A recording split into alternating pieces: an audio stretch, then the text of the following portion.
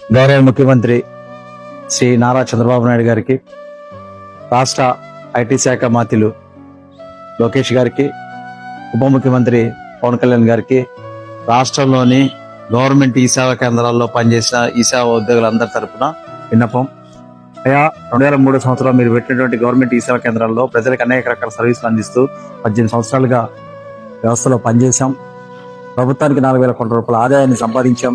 ఈ క్రమంలో 2019లో గ్రామ వార్డు సచివాలయ వ్యవస్థను తీసుకొస్తూ జియో 1360 ఆప్కాస్ ఏర్పాటు చేస్తూ అందులో మమ్మల్ని కొనసాగించే అవకాశం ఉన్నప్పటికీ కూడా కేవలం చంద్రబాబు నాయుడు గారు మీరు ప్రారంభించారనేటువంటి ఒకే ఒక ఉద్దేశంతో ఈ సేవా కేంద్రాలని గవర్నమెంట్ ఆధీనంలో ఉన్నటువంటి వాటిని అన్నింటినీ క్లోజ్ చేసి మమ్మల్ని అందరినీ రోడ్ల పాలు చేయడం జరిగింది. ఈ నేపథ్యంలో మేము పోరాటం చేస్తే ఆ ప్రభుత్వం దిగొచ్చి ఫైల్ పెట్టడం జరిగింది. ఫైనాన్స్ డిపార్ట్మెంట్ లో ఉన్న ఫైల్ ని ఆమోదించే క్రమంలో మీరంతా చంద్రబాబు నాయుడు గారు ఎంప్లాయీస్ కాబట్టి మిమ్మల్ని విధుల్లోకి తీసుకోవాలనేటువంటి మాట ఆ రోజునటువంటి ప్రభుత్వ ప్రజల నుంచి రావడం జరిగింది.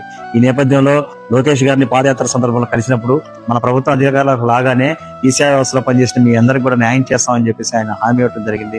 18 నెలలు గడిచిపోయింది, ఆ హామీ అమలు జరగట్లేదు.